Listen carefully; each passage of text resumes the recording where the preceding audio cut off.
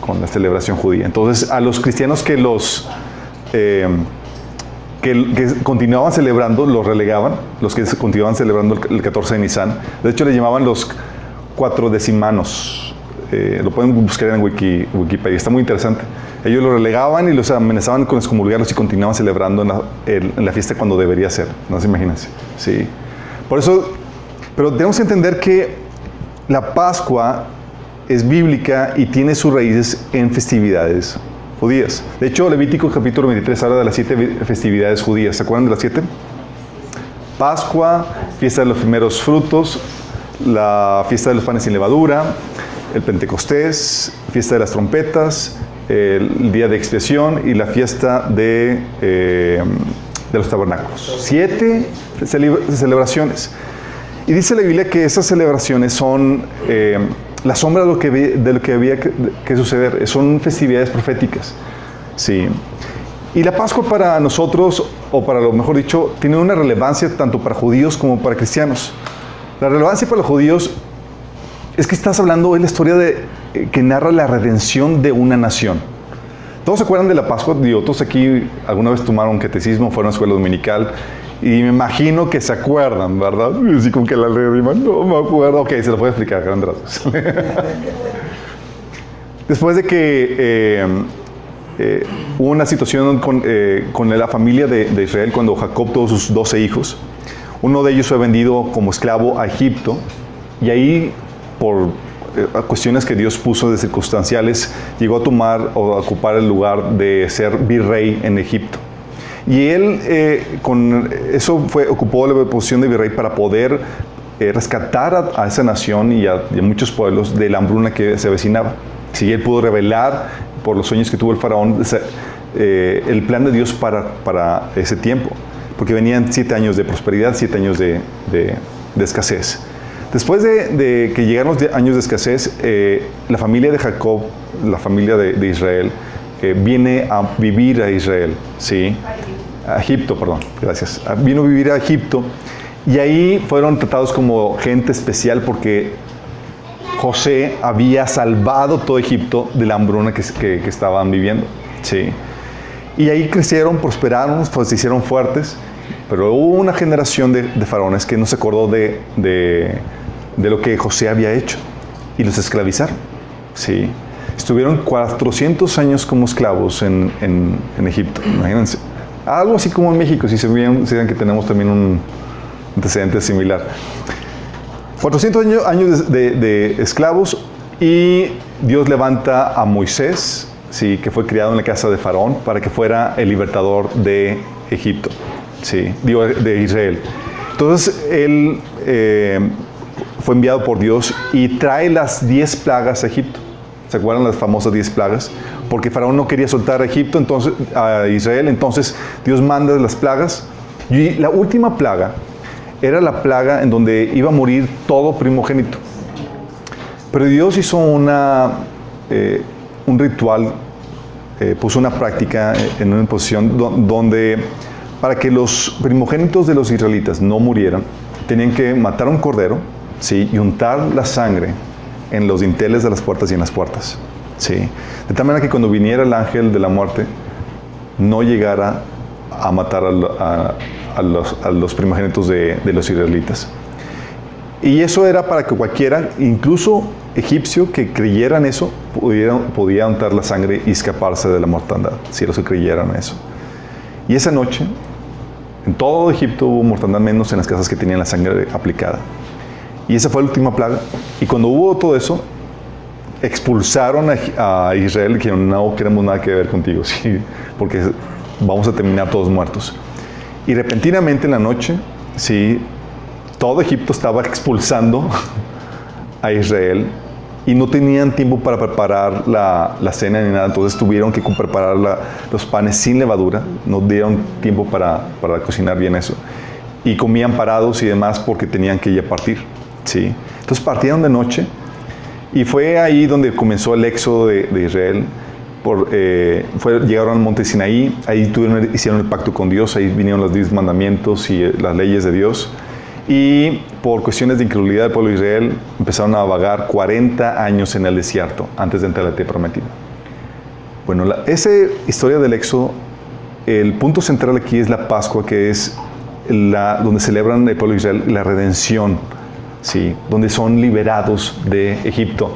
De hecho, estamos hablando de la liberación de la esclavitud de Faraón. Ellos eran esclavos y Faraón no quería soltarlos, ¿sí? Por eso es relevante para los judíos. También te enseña la liberación de la plaga de muerte por la sangre del cordero, ¿sí? Y nos lleva la historia, obviamente la narrativa, a enseñarnos a aprender el pacto de Dios para con el pueblo, porque fueron liberados para establecer un pacto con Dios, ¿sí? Esa era la razón de la liberación. Y es ahí donde nace Israel como el pueblo de Dios. Sí, ahí es donde, de hecho, el pacto que Dios celebra con el pueblo de Israel en Sinaí, la Biblia lo maneja como un casamiento con Dios. Sí, es donde se hicieron votos. El pueblo de Dios siempre se asemeja a una mujer y Dios a un hombre que están casándose. Siempre es la analogía que se maneja en la Biblia. Por esto, la Pascua lo celebran los judíos año tras año. El 14 de Nisan, que hoy toca el día de hoy. ¿Sí? Entonces hoy estamos celebrando la Pascua, pero también tiene una relevancia para los cristianos. Porque también significa la redención de una nación. ¿A qué me refiero con esto? A que, al igual que el de Israel, la Pascua sabemos que tenía un cumplimiento profético y un cumplimiento espiritual, ¿sí? Y Jesús vino, y el día de la celebración de la Pascua, Jesús estaba entregándose como el Cordero para ser crucificado. Tan exacto era la celebración y el cumplimiento, porque era una celebración profética, que Jesús estaba siendo entregado a la crucifixión en la hora del sacrificio de la mañana, ¿sí? Y dio su último respiro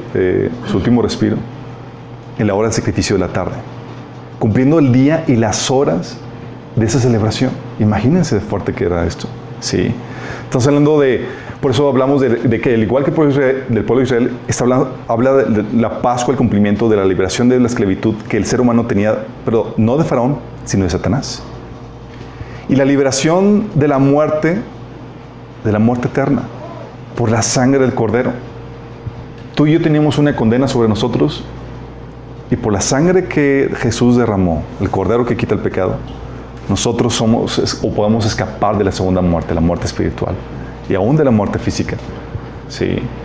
Y tenemos el pacto de Dios con un pueblo, que se celebró Jesús en su sangre.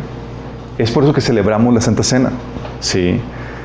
Estamos hablando de, al igual que el Israel, Dios en este nuevo pacto redimió a un pueblo para sí, que es la iglesia. Igualito, paralelo. Por eso la Pascua tiene relevancia para los judíos y también para los cristianos. Para los judíos, o para nosotros en la celebración judía del Éxodo, decimos, eso era la sombra de lo que había de venir. El cumplimiento es Cristo. Y nosotros celebramos el verdadero significado de la Pascua y entendemos completamente el significado de esta celebración. ¿Sí?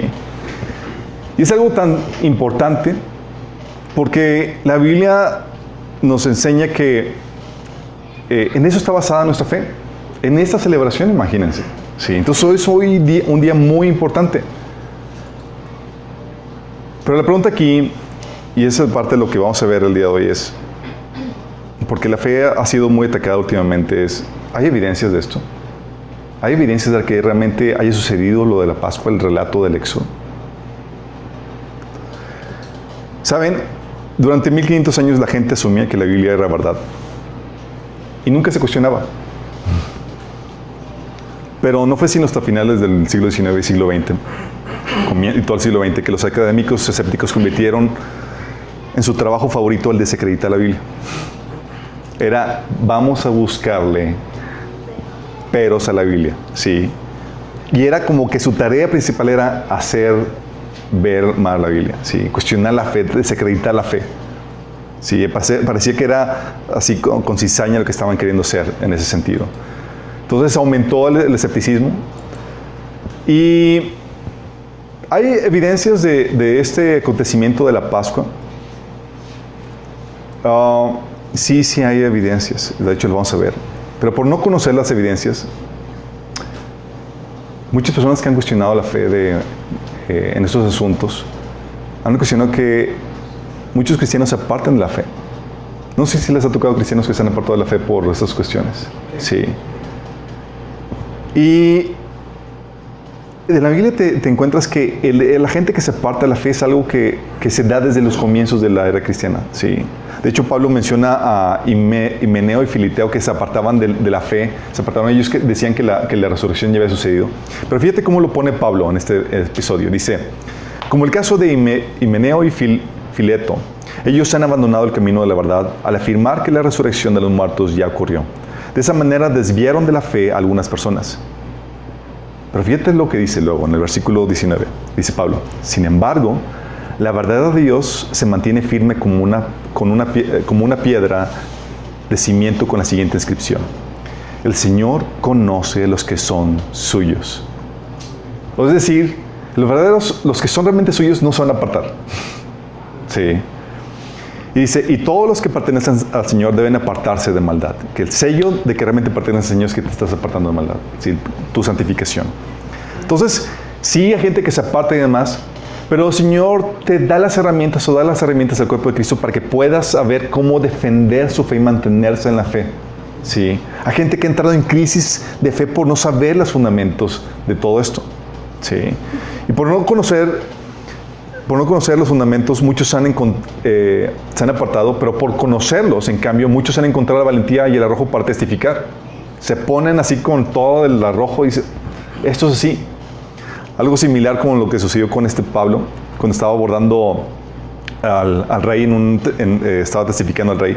Y le dice Pablo al rey en Hechos 26, dice Pablo, el rey está familiarizado con esas cosas y estoy hablando ante él con tanto... y por eso estoy hablando ante él con tanto atrevimiento. Estoy convencido de que nada de esto ignora, porque no sucedió en un rincón.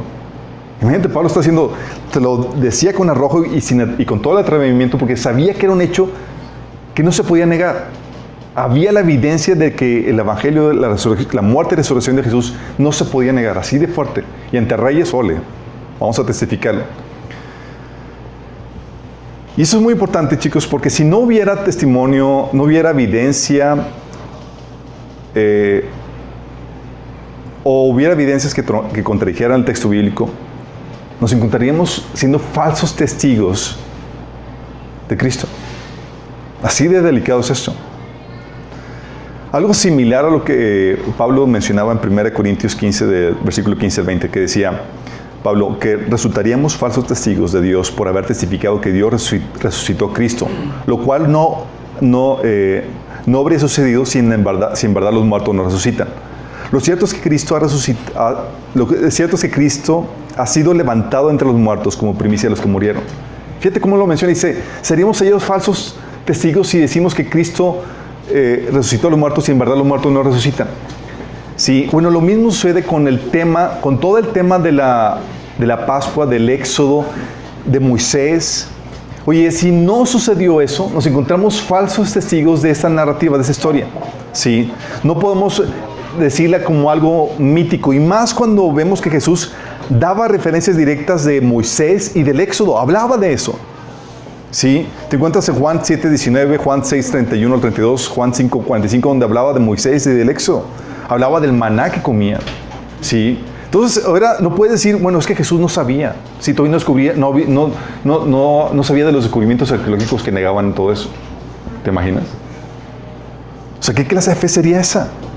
O los apóstoles. Los apóstoles mencionan todo ese acontecimiento en Hechos 7:36, Hechos 13:17, Hebreos 3:16, Judas 1:5, 1 Corintios 10, del 1 al 5, entre otros pasajes. O sea, estamos hablando que si esto no es verdad, tu fe viene a ser nada. Sí. ¿Qué evidencias tenemos de todo esto? Tenemos que buscar evidencias en la arqueología, en la historia de de todos los puntos de la historia del Éxodo, que estamos hablando desde la llegada de Egipto, la multiplicación de Israel, la esclavitud de los israelitas por Faraón, el juicio de Dios sobre Egipto con las plagas, la salida abrupta de Israel de Egipto, ¿sí?, cuando celebran la Pascua, y la conquista de Canaán, ¿sí?, de la tierra prometida, exactamente.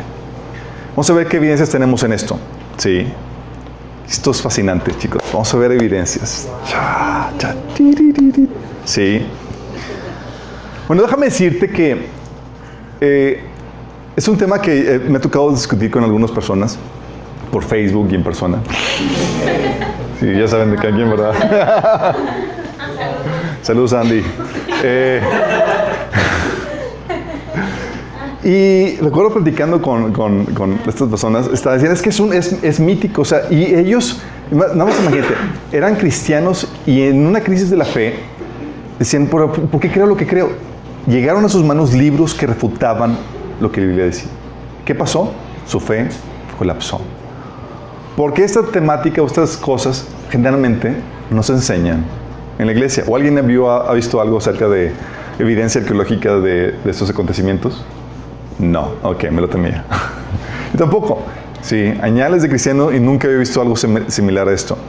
Bueno, déjame decirte que hay un periodo en la historia de Egipto, durante el Reino Medio, que contiene evidencias de todos los eventos del Éxodo, tal como los menciona la Biblia. Sí, tal cual. En el orden en que lo menciona la Biblia. En la región de Gosén o en la región de Avaris, que es la misma región, encontraron evidencias arqueológicas de toda esta narrativa. Sí, comenzamos con la evidencia de la llegada. ¿Sabes? Con la evidencia de la llegada de Egipto, estamos hablando de que llegaron de que José y su familia llegaron de Canaán a Egipto, ¿sí? Y se establecieron en la región de Gosén o de Avaris, así también se le conoce, ¿sí? Y la evidencia arqueológica encontró el aparecimiento de la construcción, le llaman la casa de José, es una construcción de la casa siria o cananea construida en Egipto con la misma arqueología, o con la misma arquitectura, perdón, de las casas cananeas. Sí, imagínate, en esa época, la misma construcción de las casas encontradas al norte de Siria. Sí, esta es una imagen de la casa como la reconstruyeron. Y arriba de esta casa, sí, como que la desmantelaron y construyeron después un castillo, una residencia real, sí, que pertenece a un alto funcionario egipcio. Sí. Y déjame decirte que cuando te dan un palacio así es porque te están honrando por lo que has hecho por el reino. Sí, no cualquiera le dan ese tipo de lujos y privilegios. Lo interesante del caso es que esta casa estaba construida o tenía dentro de sus adornos o de su arquitectura, tenía 12 pilares. Interesante, ¿no?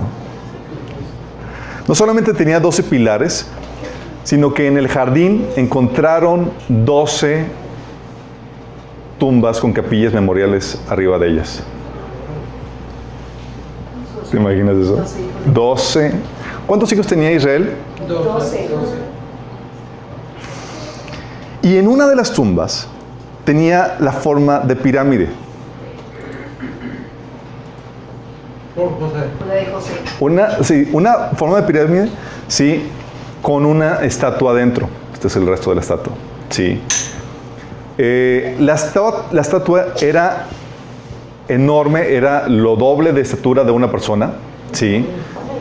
Lo cual los arqueólogos dicen que es el símbolo de es algo que se hace para una persona importante, por lo grande de la estatura de la estatua y el palo que tenía así de adorno. Estamos hablando que es una herramienta que también refleja un alto rango. Y lo curioso de esto es que solo los faraones tenían tumbas con forma de pirámides. Sí. Pero esa tumba no es de ningún faraón. Qué fuerte, ¿no? De hecho, la tumba era de una persona extranjera, según diversos eruditos como Charles Ely. ¿Sí? ¿Por qué lo dicen? Por el corte de pelo de hongo. ¿Sí? Si creen que era así que estaban en la moda, no, ya es viejitas. Pero dices que eso es un libro egipcio, el que narra todo esto. ¿Un escrito egipcio? No, son evidencias arqueológicas. Estas tumbas y eso estamos hablando de eso. De hecho, la información la estoy sacando de un documental cristiano que es Evidencias de Egipto, Patrones de Egipto, ¿sí? Al final les doy la referencia. Bueno, esta estatua, o sea, saben que pertenece a alguien extranjero por el corte de hongo, el pelo rojo, ¿sí? La piel amarilla, que es la forma en que los egipcios pintaban a los norteños, a los de Canaán. Y todo esto nos da a entender que era una persona de Sirio-Palestina, justamente de donde vienen los israelitas. Sí. Y luego lo interesante del caso es que la vestimenta esculpida de esta estatua, en esta vestimenta tú puedes ver los restos de color que tenía pintado en ella. Tenía la vestimenta la forma de un abrigo multicolor. Recuperó su barca. Si los que no están viendo no se pueden reír es porque no conocen mi historia. Les recomiendo que vean acá en ese camino. Si te das cuenta de esto, dices, ¡oh, la torre! Sí. Bueno, no hay nada como esto en todo Egipto. ¿Sí? O es José o alguien con una persona con una persona con una carrera similar a la de José, que fue extranjero, que subió a los más altos rangos de egipcios y que tenía 12 como un número importante de su familia. Demasiadas coincidencias. Demasiadas. Y lo grueso de eso es que la tumba, contrario a todas las tumbas de egipcias, está vacía. Se llevaron los restos. ¿Sí saben? ¿Se acuerdan que al final José hizo que prometieran que se iban a llevar sus restos a la tierra prometida? ¿Por qué son importantes los restos en la cultura? ¿Por qué son importantes? Bueno, eso lo vemos después. ¿Por qué son los restos? Sí, luego empezamos con preguntas de que ¿por qué no hay incineración? O por qué, después hablamos de eso. Sí, toda la tumba vacía. O sea, y luego dices, oye, bueno, pero estaba vacía porque pues saqueadores que abundan mucho en Egipto, además. Bueno, déjame decirte que los huesos no tienen valor para los saqueadores. Sí, son las joyas y demás. De hecho, los saqueadores se llevan joyas además y dejan ahí los huesos porque pues, ¿para qué te sirven los huesos? Sí, y todo esto concuerda a la perfección con el relato bíblico. ¿Te das cuenta? Estamos hablando de la tumba de José y de dónde vivió y todo eso. Descubierto en la arqueología y dices, así de fuerte, o sea, la estatua, la vestimenta multicolor y todo eso. Dices, qué grueso. Sí. Luego dentro de esta misma época tenemos que se construyó artificialmente lo que se conoce como el canal de José, que se emboca aquí. Sí. Construido para soportar tiempos de sequía. ¿Se acuerdan que hubo hambruna? Sí. Para poder tener cultivos de riego. Y está datado en la misma fecha de los primeros acontecimientos, de los primeros establecimientos de la casa de José. Mismas fechas, mismas épocas.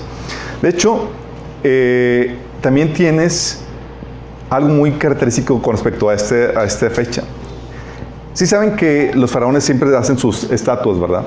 Bueno, todos los faraones tienen una cara así sonriente y muy amigable. Y una cara sobria de como que estaba pasando tiempos difíciles. ¿Y quién puede recordar los tiempos difíciles que estaban pasando? Sí. De hecho, es lo que dicen los expertos, que la cara sobria y medio triste era porque reflejaba un periodo difícil en la época de Egipto. ¿Se acuerdan los 7 años? Sí, y como ninguna otra estatua de faraón, esta es la única que tiene este semblante. Qué fuerte, ¿no? Y también hay un registro de cambio de riqueza. En Egipto estaba dividido en distritos con sus propios líderes que tenían poder y riqueza distribuida y demás. Pero de repente ya estaba dividido por todos los distritos con los diferentes líderes. Todo poder se es centralizado por el faraón. ¿Se acuerdan?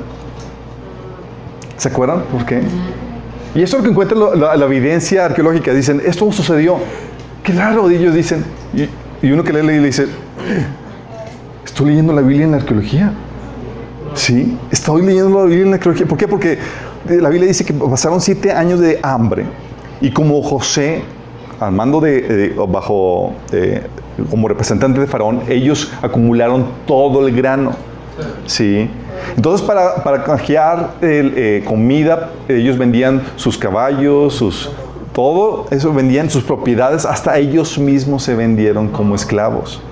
Toda la riqueza pasó a manos de la gente a ser centralizada en Faraón. Y eso es lo que encuentran en la arqueología. Tal cual. Qué grueso, ¿no? Sí, y luego dicen ellos, es sin explicación que esto haya sucedido. Sí, porque no ven el testimonio de la Biblia. Sí, no encuentran explicación para este cambio socioeconómico, aunque la Biblia enseña exactamente lo que sucedió. Sí. Y esto sucedió durante el Reino Medio, seguramente durante el reinado de Amenemhat, ¿sí? III, quien construyó su pirámide justamente al lado del canal de José. ¿Sí? Y todo esto concuerda con la historia de José a la perfección. ¿Sí? Entonces, evidencia de la llegada de los israelitas a Egipto con todo esto. Checklist, puede decir que sí. No solamente tienes eso, tenemos que, veamos una tierra que al inicio no tiene ningún registro de gente. Sí. Y luego aparece súbitamente un pequeño grupo de personas que se asientan en la tierra de Gosén o Avaris, ¿sí? Que así se le conoce en la tierra, lo que menciona la Biblia. Aparecen una docena de casas, dicen los arqueólogos que son entre 70 o 100 personas. ¿Se acuerdan los primeros migrantes? Las primeras personas, familias. Avaris es la zona de José. ¿Mandé? ¿Dónde estuvo José? ¿Es Avaris? Avaris es la tierra de Gosén, sí, que es lo que menciona la Biblia. Sí. Y menciona que los primeros establecimientos eran pequeños, eran unos 70, 80 familias, personas. 70 o 100 personas. Justamente como menciona la Biblia que llegaron a Egipto, ¿cuántas personas? 70 personas a vivir, sí, ahí. Y menciona también, según registros, después de un periodo de unas 3 generaciones se convierte en una ciudad enorme, esa zona. Sí. ¿Y qué dice la Biblia? Que se multiplicó por Israel en desmedida. Sí. Evidencias que han encontrado en esa zona es que resulta que eran ganaderos, tenían sus rebaños, pastoreaban ovejas. ¿Y se acuerdan a qué se dedicaba el pueblo de Israel? Sí. Resulta que era una ciudad, los arqueólogos han encontrado, que era una ciudad muy grande de extranjeros y que era permitida por el reino de Egipto. Sí. De hecho, arqueólogos como John Bimson habla de lo enorme de esos establecimientos, que era una población muy grande. Y él comenta que aún falta mucho por excavar porque está enorme los documentos, los registros, los yacimientos ahí arqueológicos. Y lo interesante del caso es que los registros arqueológicos que muestran ahí, que encuentran, es que no vivían en una situación de esclavitud, sino que vivían ahí cómodamente con sus ganados y que eran muy ricos. ¿Se acuerdan la primera etapa? Sí. Tenemos y han encontrado las tumbas de estos extranjeros durante el periodo de abundancia. James Hoffmeyer habla acerca de esto, de las tumbas extranjeras, que tenían armas de extranjeros y que sepultura, algunos sepulturas incluso con sus animales y sepulturas no en la forma en la que los egipcios sepultaban. Sabían que eran extranjeros. Sí. Esta es la etapa de la multiplicación. Y hay registros de esto. Arqueológicamente lo encuentran y dicen, no, sí, esto es así y todo demás. Luego tienes la etapa, la etapa de la esclavitud. ¿Sí? ¿Se acuerdan los famosos ladrillos de adobe con paja? ¿Sí? Bueno, eso es algo muy característico a lo largo de la historia de Egipto. ¿Sí? Es consistente con el relato bíblico, pero como es a lo largo de toda la historia de Egipto, no sé, los arqueólogos dicen, no, pues no hay forma de saber, ¿sí? Pero sin embargo han encontrado evidencias de que este periodo de prosperidad fue seguido por una época de empobrecimiento repentino. ¿Por qué? Resulta que te encuentras que las tumbas dan evidencia de un acortamiento de vida. La gente ahora se encuentra muriendo de edades de 32 a 34 años. ¿Sí? y ves en los huesos, líneas de huesos en los huesos marcados o síntoma de desnutrición. Sí. ¿Se acuerdan que siguió después de la época de abundancia? De esclavitud. Y no solamente eso, aumenta el número de tumbas de niños durante este periodo. ¿Quién se acuerda? ¿Por qué se acuerdan? Así que, ¿por qué tumba de niños? Qué raro, ¿no? Aumento repentino. Por la plaga. No. Había persecución. El faraón ordenó que todos los varones, hijos de los israelitas, fueran muertos o aventados al río. ¿Se acuerdan que le dijo a las parteras, cuando vean que nazca el niño, si ven que el sexo es masculino, es varón, ahí le dan más tuerzo? Y las parteras dijeron, pues, ¿qué pasa y no lo hicieron, ¿sí? Y la excusa era, es que faraón, las israelitas no son como las egipcias. Cuando vamos, ya tenían todo el trabajo hecho y estaban así el niño y demás, porque son bien robustas, ¿sí? Imagínate, entonces, aún así lograban matar. De hecho, se acuerdan a Moisés, o sea, con mucho trabajo hicieron que Moisés, la mamá de Moisés, lo ocultó por varios meses. Pero cuando ya no podía ocultarlo, lo tuvo que dejar en el río. Sí, era por esa orden real donde los niños tenían que morir. Sí, entonces encuentras curiosamente aumenta el número de tumbas de niños durante este periodo. Sí, reportes de excavaciones de Avaris por el equipo de Vietac menciona esto. Y uno dice, bueno, es una tasa de mortalidad extremadamente alta para niños. Lo más lógico de pensar es que, pues, seguramente fue una epidemia. Pero, al examinar las tumbas de los que alcanzaron la edad adulta, encontraron que el 60% de las tumbas eran mujeres y el 40% hombres. Lo que te indica que los niños que murieron eran en su mayoría varones. Tal como lo menciona la evidencia la que viene en la Biblia. Sigamos viendo lo que encuentran. Luego, para hacerlo emocionante, de esta época también tienen el papiro de Brooklyn. ¿Sabes qué contiene este papiro? Contiene una lista de esclavos y el 70% de los nombres de esta lista son semíticos, israelitas. Te encuentras nombres judíos en esta lista de esta época, de esclavos. ¿Sí? Y en su mayoría femeninos. Claro, porque los niños se habían muerto. Acuérdate que si te estás dando cuenta, toda la evidencia dices, wow, tal cual en el orden y como lo está mencionando la Biblia. Sí. Luego tienes la etapa esta es la etapa de esclavitud.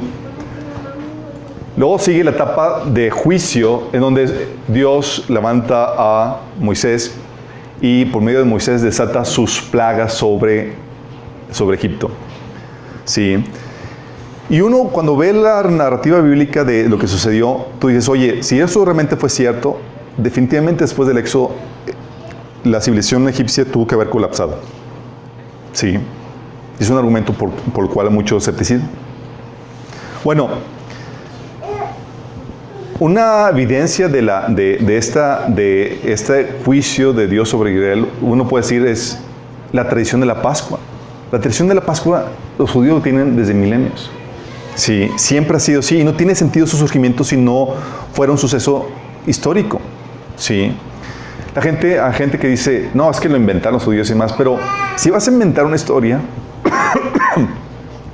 tú inventas una historia donde haces ver a tu nación fuerte, grande, no esclava, no víctima de problemáticas o sufriendo ese tipo de situaciones. Sí.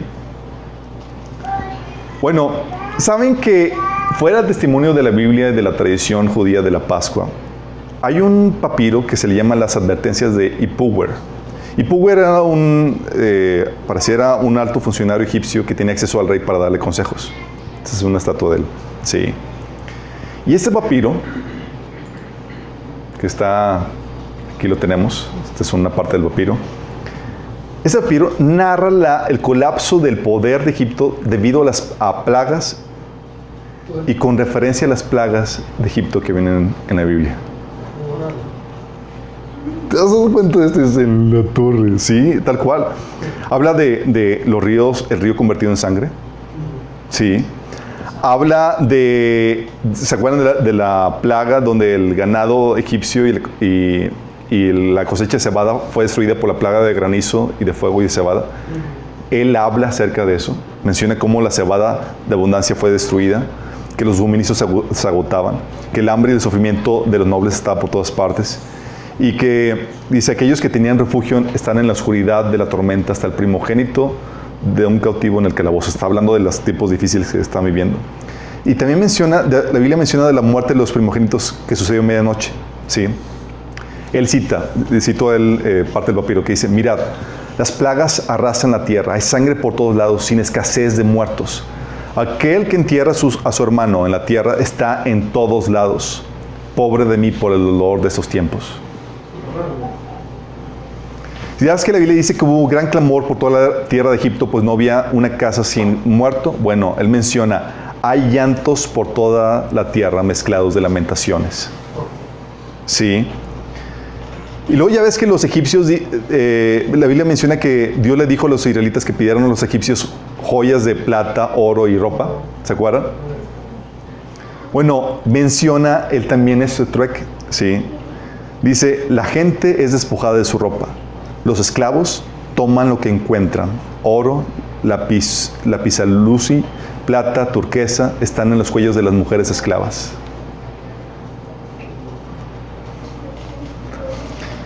Una influyente egiptóloga, difunta ya, Miriam Lichten, ella descartó la posibilidad de que el papiro, las advertencias de Ipuwer, se refiriera a una calamidad nacional. En acuerdo con otros académicos, dijo lo siguiente, y cito, la descripción del caos en las advertencias de Ipuwer es inherentemente contradictoria, por ende, históricamente imposible, es lo que ella dice. Por un lado, se dice que la tierra sufre de una falta total. Por otro lado, los pobres son descritos como haciéndose ricos, de usar ropa fina y generalmente desechando todo lo que una vez le perteneció a los amos. Entonces, como es contradictorio porque están los pobres haciéndose ricos y hay una calamidad total, no puede ser. Pero ¿acaso no dice la Biblia que eso fue lo que sucedió? Sí. El Señor menciona que favoreció a la gente ante los ojos de los egipcios, así que les dio lo que pedían. De esa manera saquearon la tierra de Egipto. ¿Y qué encontraron en el papiro? La misma descripción. Qué fuerte, ¿no? ¿Saben que había todo ese tipo de evidencia? ¿Ese papiro dónde estaba? No recuerdo dónde está. Digo, ahorita lo puedo checar después. Pero esa es la evidencia del juicio. ¿Tenemos evidencia? Sí, la hay. Bueno, este Martin Raven, que es también, de hecho, está en el Leiden Museo, está ahí. De hecho, este es parte del curador que está ahí en cargo de esta exhibición. Este experto dice, no veo conexión entre los papiros de Ipuwer y la historia de las plagas de Egipto. Es, de cierto modo, de forma indirecta, un testimonio ocular de un periodo histórico. Pretende ser un tal reporte, pero de hecho no lo es. Esta persona no pudo haber visto eso. Se lo imaginó o ha recibido esta información de otra literatura propagandística similar. Le preguntan, ¿por qué? Porque es muy fantástica. Esa es la opinión de él. Como es demasiado, exagerado, muy fantástico, no puede ser verdad. Porque están viéndolo desde una perspectiva naturalista donde los milagros no pueden suceder. Pero dime tú, chicos, ¿son posibles los milagros? Son imposibles. Sabemos de eso. Y tienes el testimonio de lo que viene en la Biblia y testimonio fuera de la Biblia con ese tipo de papiros. Imagínate lo fuerte de esto. Y de eso también, esta es la versión del juicio. ¿Qué del Éxodo? Bueno, tienes del Éxodo la partida de los semitas. Hay evidencia de que estas poblaciones semitas súbitamente pecaron sus cosas y partieron dejando abandonada la ciudad. Sí. Perdón, esta imagen es de la evidencia de cuerpos arrojados en pozos sin sepultura, unos arriba de otros, aventados. ¿Por qué? Los expertos dicen que se debió haber sido una plaga en donde los tenían que sepultar rápidamente por peligro de contaminación. Una sepultura de emergencia. Producto de todas las plagas de este periodo, imagínate. Sí. Bueno, del Éxodo. Del Éxodo tienes la evidencia de que estas poblaciones semitas súbitamente pecaron sus cosas y partieron dejando abandonada la ciudad. Evidencia arqueológica de eso. Fíjate. En Caún, sí, que es aquí esta población, era otro gran asentamiento semita, con una evidencia también de esclavitud. Bueno, misteriosamente sus habitantes parecen haber desaparecido de la noche a la mañana. ¿Sabemos qué pasó? Se llama Éxodo. Sí. De acuerdo a Rosalie David, una egiptóloga, el abandono del pueblo fue repentino y premeditado. Órale. Sí. De hecho, muchos de los bienes, chicos, este es un ejemplo de la casa del pueblo, de una reconstrucción. Muchos de sus bienes fueron encontrados en sus casas tal como los dejaron antes de que el desierto los enterrara con el tiempo. Sí, utensilios y demás, todo abandonado. Sí. Y eso esperarías ver si realmente el éxodo sucedió, ¿no? Bueno, no solamente tienes eso, también tienes que después de esa situación vino el colapso de ese reinado. Sí. ¿Qué fue lo que sucedió? Hay una descripción del sacerdote egipcio Meneto, que escribió la historia de Egipto en el 300 a.C. Él dice, fíjate lo que comenta, dice él: en el reinado de un rey llamado Dudimose, de los últimos reyes de la tercera dinastía, en su reino, Dios aniquiló a los egipcios. Dios en singular, no en plural, como esperarías que fuera las deidades egipcias. ¿Sí? Y él menciona que en su reinado Dios aniquiló a los egipcios. Bueno, después de esta situación el registro histórico es que los Hicsos que vienen del norte invadieron a Egipto, ¿sí? Y conquistaron la tierra la historia dice, sin asestar un solo golpe. O sea, los egipcios en teoría pudieran haberse defendido, pues tenían un ejército poderoso. Al menos que Dios hubiera aniquilado a los egipcios dejándolos incapaces de defenderse, y estas oleadas de saqueadores tomaron control del país y esclavizaron a los egipcios. Tal como el testimonio de la Biblia lo menciona. Qué fuerte, ¿no? O sea, tú dices, oh, todo eso arqueológicamente demás. Sí, uno por uno. ¿Qué de la conquista? La conquista. Tienes que una de las primeras principales ciudades conquistadas fue Jericó. Sí. Bueno, los primeros arqueólogos en los 1800 y 1930, en los 30 del siglo pasado, encontraron la expedición que los restos arqueológicos reflejaban con fidelidad la narrativa bíblica. Tal cual. Encontraron Jericó y dijeron, oh, tal cual como viene en la Biblia. Sí. Encontraron que Jericó estaba fortificada tal como menciona la Biblia en el relato bíblico, y tenían una base, la muralla tenía una base de roca y un muro y un antemuro construidos, así de fortificada que estaba. ¿Sí? Y encontraron arqueólogos posteriores, una de ellas Kenia, ¿sí? Encontró que los muros, ¿sabes qué pasó con los muros? Colapsaron. Se hundieron. Colapsaron, tal como la Biblia lo enseña. Y luego, ¿sabes qué pasó después de los muros? Encontraron los arqueólogos. La ciudad fue incendiada. Encontraron tal como lo enseña la Biblia. Y ya no se levantó ciudad ahí, ¿verdad? Y los muros, dicen los arqueólogos, los muros cayeron antes que el fuego. Tal como lo enseña la Biblia. O sea, luego los fuegos fueron, la conclusión de los arqueólogos es que los fuegos fueron por ataque de enemigo, no causado por terremoto. Tal como lo menciona la Biblia. Sí. Y en las ciudades, ¿sabes qué encontraron? Encontraron vasijas llenas de grano almacenadas en las casas. Lo que sugiere que la cosecha de cebada acaba de suceder y que la conquista fue en primavera, tal como la Biblia lo enseña. Sí.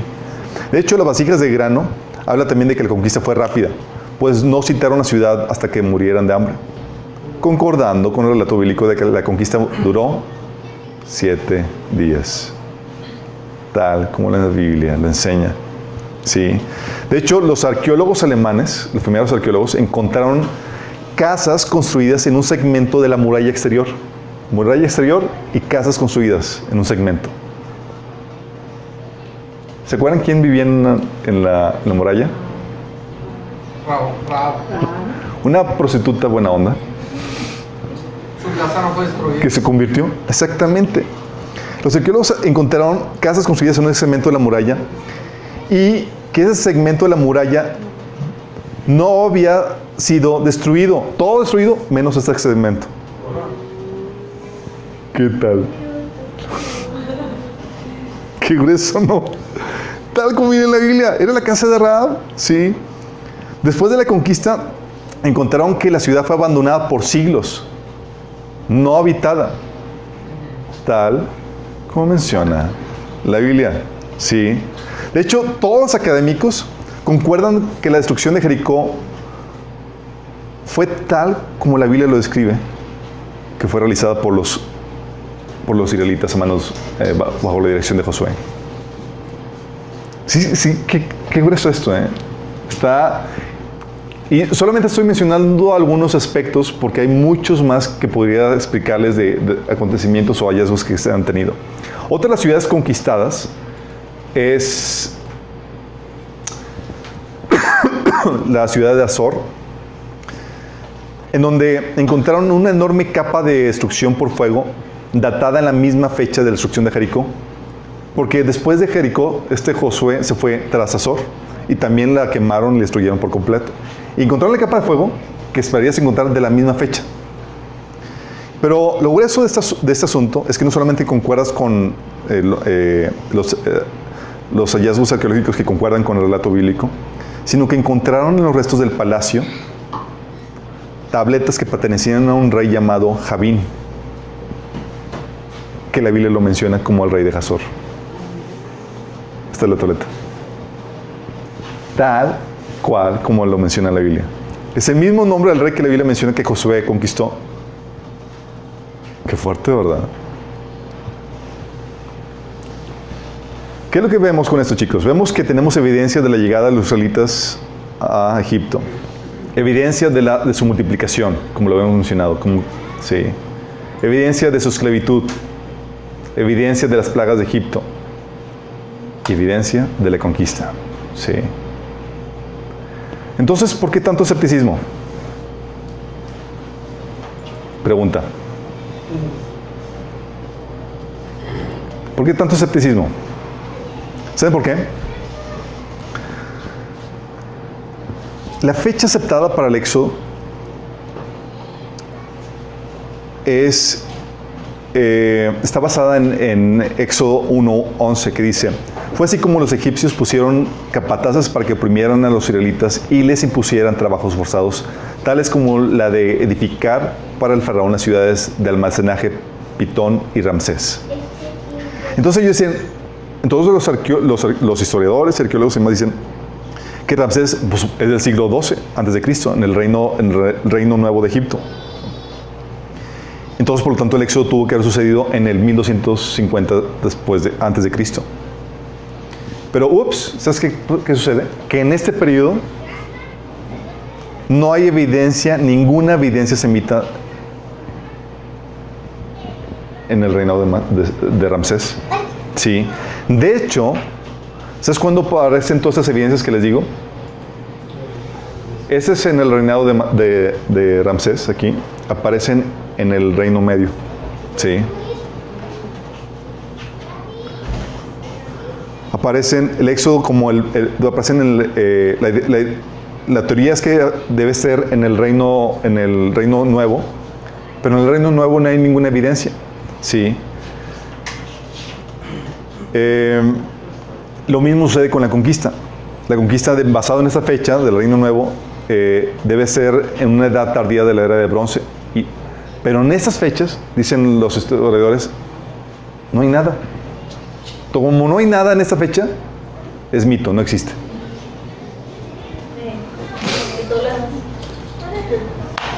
Sí, de hecho te encuentras personajes como Manfred Wietak, que es egiptólogo de la Universidad de Viena. Nada más imagínate, él descubrió que el hallazgo de que los cananitas llegaron a Egipto y que eran ganaderos, pastores, y que habitaban en la misma región que la Biblia menciona, ¿sí? Y con la bendición de la corona, y con un estatus especial por parte de Egipto. Y luego se le preguntó, oye, ¿pudieron haber sido los israelitas? Y él comenta, es un débil esfuerzo hacer esta conexión, porque los israelitas no estuvieron sino hasta el siglo XII. Luego le preguntas, ¿y hay evidencia de que estuvieron en el siglo XII? Ninguna. Entonces fue un mito. Se contradicen. ¿Sí estamos entendiendo cómo manejan esto? Sí. O sea, tienes la lista de esclavos de Brooklyn, y los comentarios de los expertos dicen, no son israelitas porque no son del tiempo. Tienen nombres judíos, mi estimado. Sí. Y es lo que comentan. Martin Raven, acerca de las advertencias de Ipuwer, él dice que él no lo ha visto de las plagas, dice, lo ha imaginado. Dice, no confundas esto con el mensaje de la Biblia. Las 10 plagas es una historia diferente. Sea que no haya pasado o no, es irrelevante. Es un hermoso documento literario y, de nuevo, si Dios estaba molesto y castigó a los egipcios, pero esto es simplemente un cliché literario. Esta fuerza está fuera de cuestión de que no pueda referirse al mismo evento. ¿Y la respuesta? Porque la cronología convencional dice que el éxodo tuvo lugar durante el periodo de Ramsés en Egipto, quizás alrededor de 1200 a.C. Mientras que el papiro, como observamos la gramática y las figuras literarias, no hay duda que fue compuesto en el Reino Medio. Y todas las evidencias que les digo, chicos, aparecieron en el Reino Medio. Pero dicen como el éxodo en teoría debió haber sido en el Reino Nuevo por 1200, pero no hay ninguna evidencia. Es mítico todo, sí. Israel, sí, de verdad, sí. Israel Finkelstein, arqueólogo de la Universidad de Tel Aviv, judío y demás, también sale lo mismo. Dice, los lugares que se mencionan en la conquista de Josué, en especial mencionados en grandes lugares como Canaán, fueron ya excavados. Y no hay evidencia de una ciudad en la era tardía de bronce que se haya encontrado. Y estoy hablando de grandes excavaciones y muchos lugares. Es sistémico, no en un solo lugar. Estamos equivocados.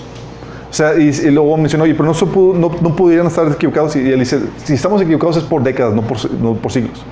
Lo que comentan él es que como las destrucciones de Jericó y todas las destrucciones, y como no concuerdan con la cronología que se le ha dado a Israel, por tanto no es Israel. Como que nunca se les ocurre pensar de que, pues entonces a lo mejor la cronología está mal. ¿Sí? No, ellos dicen, no, entonces como no concuerda con la cronología es todo un mito. Y él es el que propone de que la historia de Israel, de Éxodo y demás, es totalmente un mito. ¿Sí? Norma Franklin también dice eso. Dice, no hay evidencia de la conquista de Canaán por los israelitas. Sí hay destrucción de ciudades, pero en un periodo de 100 años, y uno no esperaría que Josué haya vivido tanto si es que existió. Cuando la Biblia menciona que no solamente Josué, sino más adelante las siguientes generaciones estuvieran conquistando. ¿Sí?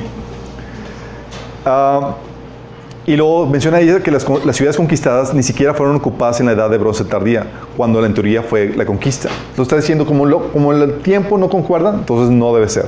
¿Sí? Se pusieron de acuerdo. Es el único argumento que contienen, chicos. También está Kathleen Keenan, mencionaba, dice, en los 1950, ella mencionaba que no hay evidencia de la destrucción de Jericó que concuerde con el relato bíblico. ¿Por qué? Porque databa la destrucción de la ciudad en una etapa más temprana. Esperaba evidencia de la etapa tardía que considera con la edad de bronce, pero no hay nada ahí. En vez de preguntarse, oye, bueno, ¿cuándo fue Jericó destruido? ¿Y por qué no empezar de ese punto para concordar con la historia? Dice que la ciudad fue destruida alrededor de 1550 a.C., tal vez por los egipcios, aunque no hay evidencia de tal cosa. Pero esta fecha sí concuerda con el patrón de evidencias que estoy relatando. O sea, si recorremos las fechas, sí, todo empieza a concordar. Y sin embargo, este rabino, por ejemplo, en base a todos estos escépticos, dice, la historia del Éxodo, chicos, es ficción. Es rabino. Es un rabino. Es de las sinagogas más grandes. Sí. Imagínate. Y sin embargo, chicos, te encuentras que Avaris fue construida abajo de la ciudad de Ramsés. Sí. Y que hubo presencia semita de israelitas en esa tierra de Canaán. Digo, de la tierra de Canaán. Ken Wicks, un egiptólogo, él menciona que la teoría es que el éxodo haya sido en Ramsés, durante la época de Ramsés II. Sin embargo, dice que es muy ambiguo y no hay certeza alguna de eso. Dice que cualquier faraón pudo haber sido el faraón del éxodo. O sea, honestamente dice, la verdad es que pudo haber sido en cualquier época. Sí. Este Charles Eiling, este personaje, y este Brian Wood, que son también expertos ahí en eso, creen que la conquista se llevó a cabo en el 400 a.C. y que lo único que sucedió fue un mal cálculo de datación, pero que todo concuerda según las evidencias. De hecho, este David Roll y también John Rimson, que son expertos en esta temática, creen que las fechas de la Edad Media de Bronce no son correctas y estas fechas necesitan corregirse. O sea que hay que hacer una corrección, macrocorrección. A lo que voy con esto es que, como dice John Warwick Montgomery, dice, donde la arqueología y la Biblia parecen estar en tensión, el asunto casi siempre es en relación a fechas, que es la zona más débil de la arqueología. A menudo reemplazan el sólido análisis empírico por razonamientos a priori y circulares. Sí, tal cual. Y están sesgados, chicos.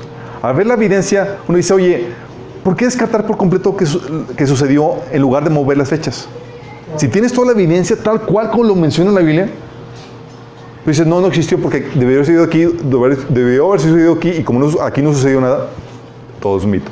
Oye, pero mi chavo, estás viendo que todo esto sucedió tal cual en una época anterior, tal como lo menciona, tal en el mismo orden. O sea, o ni siquiera, ¿por qué no mencionarlo? Si tuviera honestidad, oye, bueno, hay evidencia arqueológica de esos acontecimientos, pero más atrás. Sí, pero ni siquiera lo mencionan. ¿Por qué ocultarlo? Y de esta diferencia de cronología, chicos, tenemos que resulta que Ramsés, la referencia bíblica de Ramsés es un anacronismo, algo que se añadió al texto después por un editor, aunque ese tiempo aunque el tiempo cuando vivieron los judíos ahí en ese lugar, se conocía el lugar como Avaris. ¿Sí? De hecho, Génesis 47:11 describe que se asentó José en la región de Ramsés, y es una referencia a una región de una ciudad que todavía no se construía. ¿Sí? Pero lo interesante del caso viene en 1 Reyes 6:1.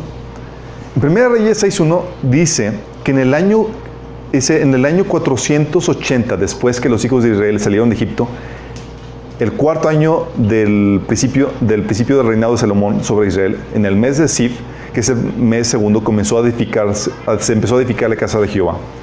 Te está diciendo que después de 480 años se construyó el templo. ¿Y sabemos cuándo se construyó el templo? En el 966 a.C. 480 años viene siendo que el éxodo realmente tuvo lugar en el 450 a.C.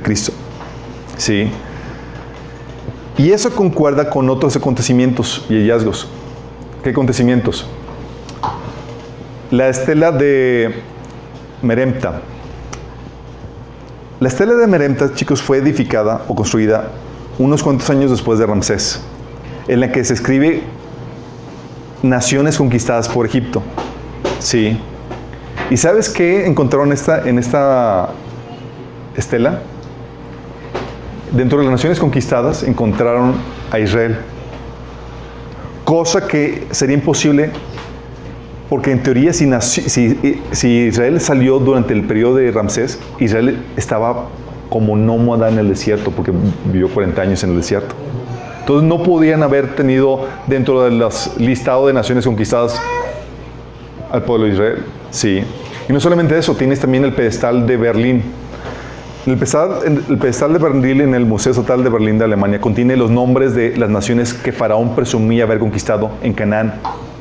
Entre ellos, estas son las 3 naciones conquistadas que vienen aquí, las 3 naciones. Entre ellos encontraron, entre las naciones conquistadas, el pueblo de Israel. ¿Y sabes de cuándo se data esto? 1360 a.C., o sea, antes de Ramsés. Ya Egipto había conquistado la nación de Israel. ¿Cómo explicas eso? Sí. Cuando en teoría Israel ni siquiera se había fundado. Sí. Lo que sucede aquí, chicos, con todo esto, es que la escala de tiempo creada para Egipto está desfasada. O el éxodo ocurrió mucho antes de 1450, o las fechas de línea de tiempo de Egipto están erradas. Y la verdad es que es un tema polémico todavía. Sí. Hay periodos oscuros de la historia de Egipto en donde le añadieron siglos, y para cuadrar todo tuvieron que añadir siglos también a las diferentes edades de otras civilizaciones de la época. ¿Sí? Entonces es una cuestión polémica. De cualquier forma, sí, la evidencia está ahí. Lo único que no le gusta a la gente o los académicos es que no aparece en el tiempo que ellos quisieran. Pero todo tal cual como lo menciona la Biblia, aparece ahí. ¿Y sabes que eso tiene implicaciones muy fuertes? Porque si el éxodo es real, ¿sabes lo que implica eso para ti y para mí? Si el éxodo es real, estamos hablando que también el cumplimiento de la festividad del éxodo en Jesús también es históricamente real. Jesús fue un hecho histórico y también se cumplió.